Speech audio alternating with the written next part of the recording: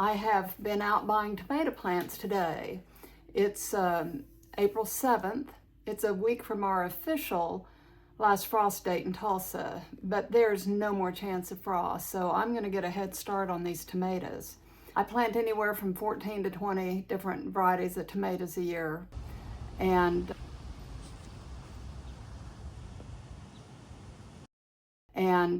I wish my dad could see me eat these tomatoes because I grew up not liking tomatoes.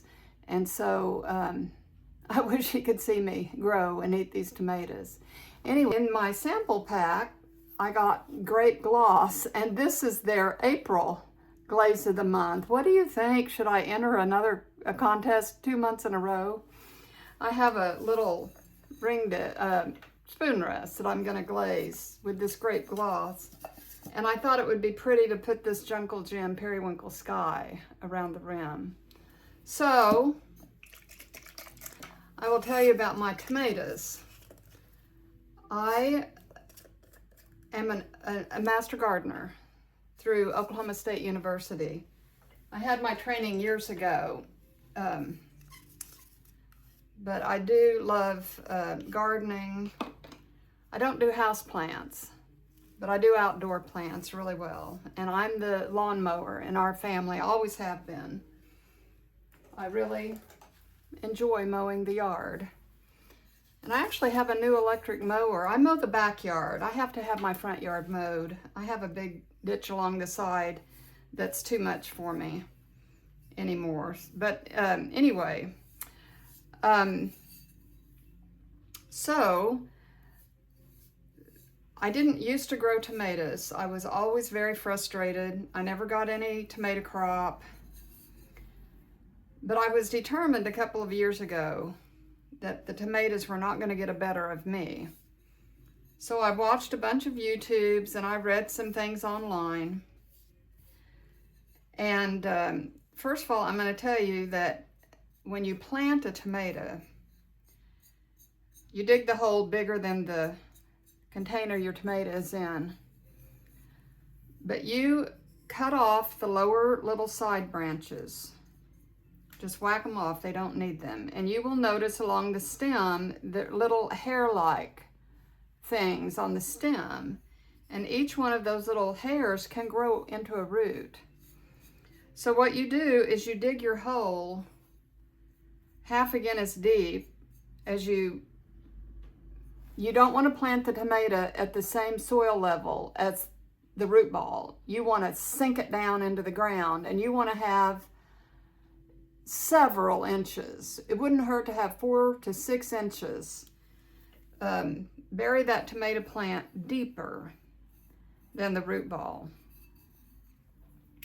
And then pack the soil around it. And if you don't have good composted gardening soil, then backfill that hole with some, really nice, not potting soil. Potting soil is not what I'm talking about, and not topsoil, but garden soil, compost, composted matter. I kind of buy 3 different bags of things and mix it together. For instance, composted cotton burr hulls and composted pine bark. Anyway, good loose, crumbly soil when you see it. Okay, so you're gonna dig your hole. You're gonna plant that thing deep.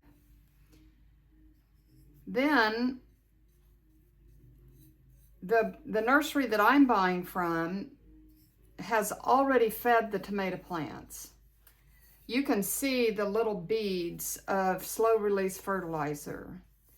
If you don't see that and you're buying little transplants, then you need to have some slow release vegetable food ready to sprinkle. Sometimes I mix some bone meal and blood meal, which is a good natural organic fertilizer. And sometimes I sort of mix that into my concoction that I backfill my tomatoes with. So tomatoes need to be watered regularly. You don't want to overwater them, but you don't want to let them get dry. And most tomatoes take a couple of months between the time you put them in the ground and the time you're picking tomatoes. If you've bought a tomato plant that already has flowers, you're going to have to pinch those off the day you plant them. You do not want the plant to be focused on making fruit when it needs to be focused on developing roots. So I know it's hard to do. I know, I hate doing it too, but you've got to take off those flowers. And don't worry, there'll be more flowers before you know it. Okay, and you're supposed to not plant tomatoes in the same spot year after year. You can plant them several years in the same place, but there is a tendency for tomatoes to have viruses that get in the soil. Well, I'm very limited in where I can put my tomatoes. So last year I had quite a bit of black liner. Not weed, well, it could have been, you could use weed cloth. I'm talking about vinyl liner though, the kind that's in my waterfall pit. And all winter that black stuff laid across my tomato soil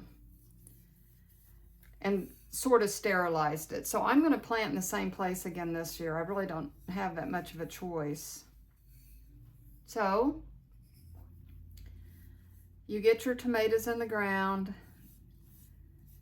You keep an eye on them. Don't forget about them. And now those things are blooming. All right, what you may not know is that a tomato is a perfect flower. And what that means is the flower has both the male and the female reproductive parts.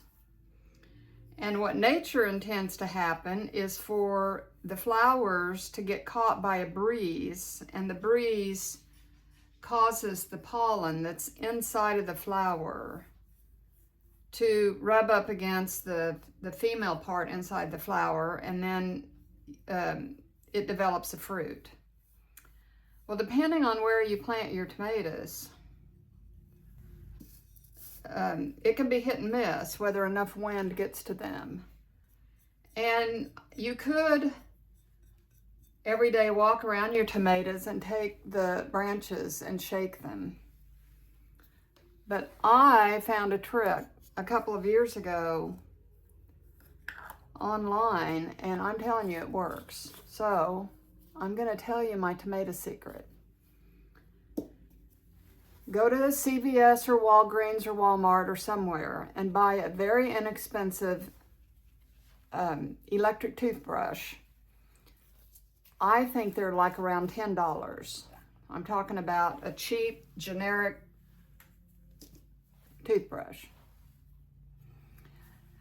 And what you do when that flower is yellow, and when it'll be a bud, and then the next day it'll kind of be opened up, and then the next day it'll look like a perfect tomato flower, bright yellow, just looks very happy.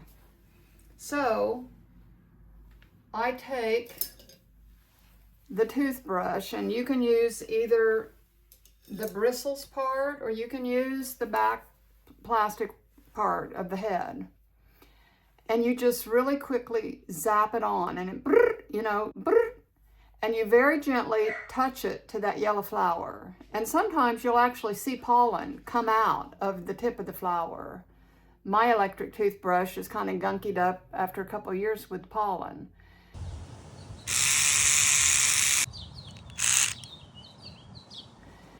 And that's all it takes. And I'll walk around like mid-morning and I'll zap my tomatoes. Well, you have a lot better chance of having pollinated flowers that way. And it's worked out it's worked out really well for me. And I've given this hint to other people and it's worked for them. So what do you have to lose besides 10 bucks, you know? But here's the other thing, and you know, there's zillions of YouTube channels about tomatoes. So tomatoes are a vine, and I'm talking about indeterminate tomatoes, and that means a determinate tomato basically has one reproductive cycle, and you're going to get one big batch of tomatoes, and then that plant should be done.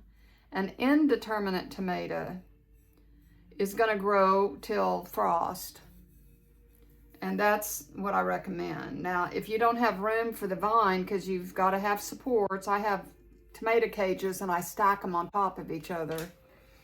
You can get bush tomatoes and patio tomatoes.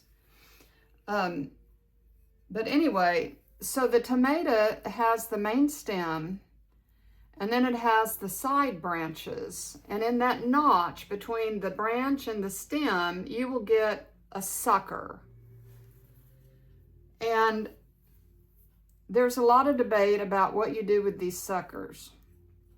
Well, most of them I will pinch off if it's really tender, or cut off, snip off, because you want the tomato plant to focus on developing fruit on its branches, not on the suckers. Now, that being said, and you can watch some YouTubes and they'll tell you about this, you can actually make one tomato plant essentially be two tomato plants by keeping a sucker and pruning it in such a way that you get like a double-headed tomato. Does that make sense? You can watch a YouTube about that. Now, the easiest tomato to grow are cherry tomatoes. So if you're really new, you're going to have more success with a cherry tomato. So keep that in mind.